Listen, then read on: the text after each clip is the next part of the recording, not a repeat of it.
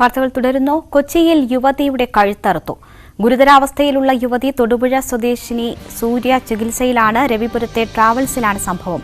ആക്രമിച്ച പള്ളുരുത്തി സ്വദേശിയായ യുവാവ് ജോളിയെ പോലീസ് കസ്റ്റഡിയിലെടുത്തു. കഴുത്തിൽ മുറിവേറ്റ യുവതി തൊട്ടടുത്ത ഹോട്ടലിലേക്ക് ഓടിക്കയറുകയായിരുന്നു. വിവരങ്ങളുമായി MS അനീഷ് കുമാർ ചേരുന്നു. അനീഷ്, ദുഃഖകരമായ സംഭവമാണ്. ഇത്തരം സംഭവങ്ങൾ കൊച്ചിയിൽ ആവർത്തിക്കുന്നു എന്നൊരു വസ്തുതയുണ്ട്. ഈ സംഭവത്തിൽ എന്താണ് ഈ ആക്രമണത്തിന് കാരണം എന്നാണ് മനസ്സിലാക്കുന്നത്?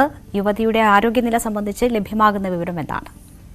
രേണുക, ഉച്ചയ്ക്ക് 1 മണിയോടുകൂടിയായിരുന്നു സംഭവം. പ്രതിയായ ജോളി ഈ ട്രാവൽ ഏജൻസി സ്ഥാപനത്തിലേക്ക്, റേസ് എന്ന പേരിലുള്ള സ്ഥാപനത്തിലേക്ക് എത്തുകയും ഉടമയെ കുറിച്ച് അന്വേഷിക്കുകയും ഉടമ സ്ഥലത്തിൽ നിന്ന് വ്യക്തമാക്കിയതോടുകൂടി ജീവനക്കാരിയായ തൊടുപുഴ സ്വദേശിനിയായ സൂര്യയെ കുത്തുകയുമായിരുന്നു. കഴുത്തിൽ കുത്തേറ്റ സൂര്യ ഉടൻ തന്നെ സമീപത്തുള്ള ഒരു ഹോട്ടലിലേക്ക് എത്തുകയും അവിടുത്തെ ജീവനക്കാർ സമീപത്തോട് കടന്നുപോയ പോലീസ് വാഹനം ഈ കുട്ടിയെ ആശുപത്രിയിൽ എത്തിക്കുകയുമായിരുന്നു. ആദ്യം ജനറൽ ആശുപത്രിയിൽ എത്തിച്ചെങ്കിലും പിന്നീട് പരിക്ക് ഗുരുതരമാണ് എന്ന് കണ്ടതിനെ തുടർന്ന് സ്വകാര്യ ആശുപത്രിയിൽ പ്രവേശിക്കുകയുമായിരുന്നു. അടിയന്തരമായി ചികിത്സ നൽകിയിരിക്കുന്നു.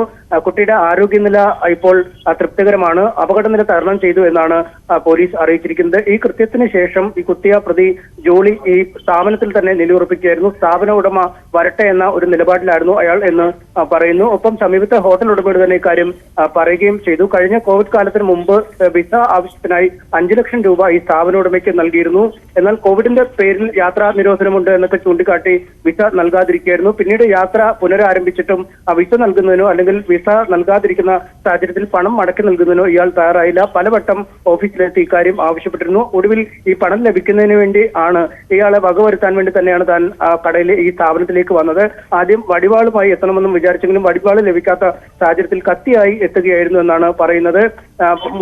ഉടമ ഇല്ലാത്ത സാഹചര്യത്തിൽ ഈ ജീവനക്കാരിയെ പരിക്കേൽപ്പിച്ചാലെങ്കിലും ഉടമ കടയിലേക്ക് ഈ സ്ഥാപനത്തിലേക്ക് എത്തും എന്നൊരു കണക്കൂട്ടിലായിരുന്നു തനിക്കുണ്ടായിരുന്നതെന്നും പറയുന്നു. എന്തായാലും ഇത് മാത്രമാണോ ഈ കൃത്യത്തിന് പിന്നിലെ കാരണം എന്നതിനെ കുറിച്ച് വളരെ വിശദമായി പരിശോധിച്ചു വരികയാണെന്ന് പോലീസ് അറിയിക്കുന്നു. പ്രതി ജോളിയെ അപ്പോൾ തന്നെ പോലീസ് കസ്റ്റഡിയിലെടുക്കുകയും ചെയ്തു. സ്ഥാപന ഉടമയെ വിളിച്ച് മൊഴി രേഖപ്പെടുത്തുന്നും ഉണ്ട്. രേണുക, ശരി. MS അനീഷ് കുമാറാണ് വിവരങ്ങൾ നൽകിയത്.